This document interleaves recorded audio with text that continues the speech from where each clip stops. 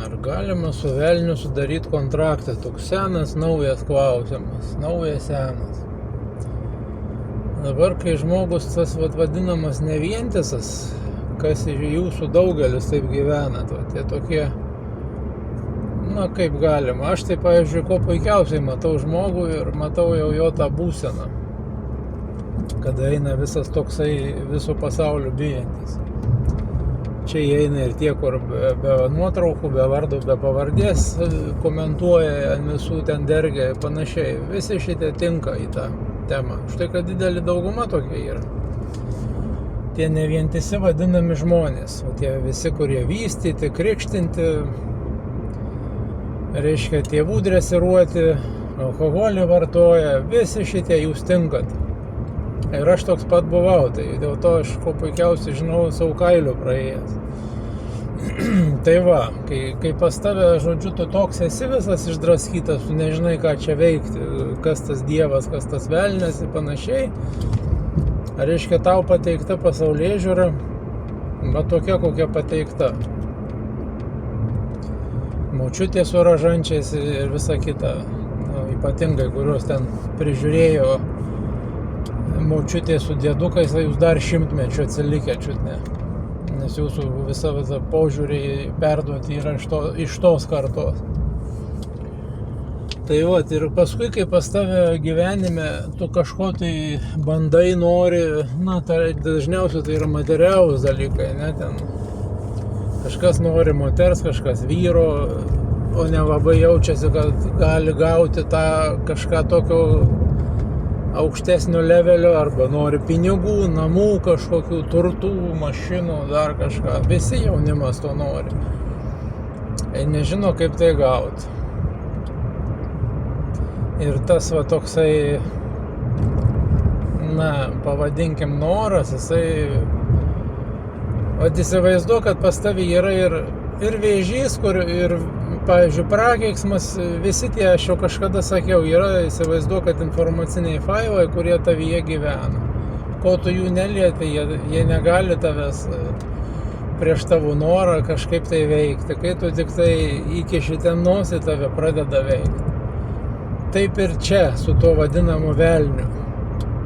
Ta dalis nekontroliuojama, ta jėga, kol žmogus nevientisas. Jinai kontroliuoja tave. Ir tave gundo, pakiša, va ten kažkas valdžios nori, kažkas, nežinau, sakau, dažniausiai tai yra išoriniai materialūs dalykai, ką jūs geidžiat nesveikai, bet negalit gauti. Ir kai jūs paliečiat va šitą dalyką, ką vadina, na, galit vadinti proto, ego, velniu, ta jėga, kurios jūs nekontroliuojat, jinai jūs kontroliuoja. Ir kai jūs ją paliečiat, jūs susidarot kontraktą vadinamą. Paskui staiga labai kažkaip atrodo viskas pagerėja. Jūs galit netgi gauti tą, ką jūs norėjot. Tik ateina va tas laikotarpis sąskaita už tą jūsų, ką jūs gavot. Tai sakau, tai yra maždaug 6-7 metai paskaičiuota, bet gali būti iki 10-mečio tos kilpos. Kai jūs paskui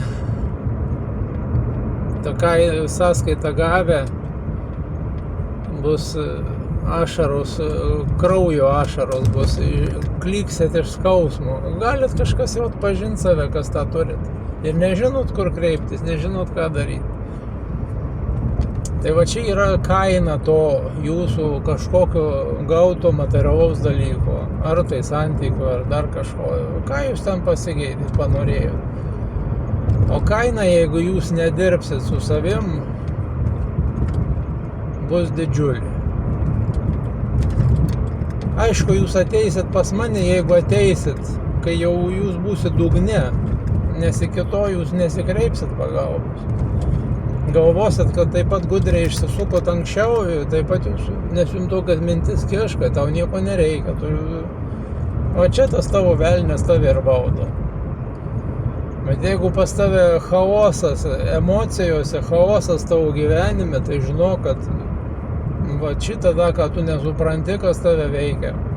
Tau reikia padėti sutvarkyti, kad tave suklijuoti vieną, kad tu nebe pasiduotum tom jėgom vadinamom, kurios tave valdo. Tai va, atpažinai save, registruokis į pirmą nemokamą konsultaciją. Jeigu pats žinai, kaip pasidaryk pats, nereikia eit pas mane. Jeigu nežinai, bet nori, davai ateik į pirmą nemokamą ir tada mes toliau pasakysiu, paaiškinsiu, kaip toliau ką galim padaryti, kad sutvarkyt tavo gyvenimą, kad tavęs nebevaldytų, tave nebereikėtų papulti į tokias situacijas, nebebūtų tų kilpų, kurios po to persiduoda ir vaikams ir toliau eina iš kartos į kartą. Tai va, iki.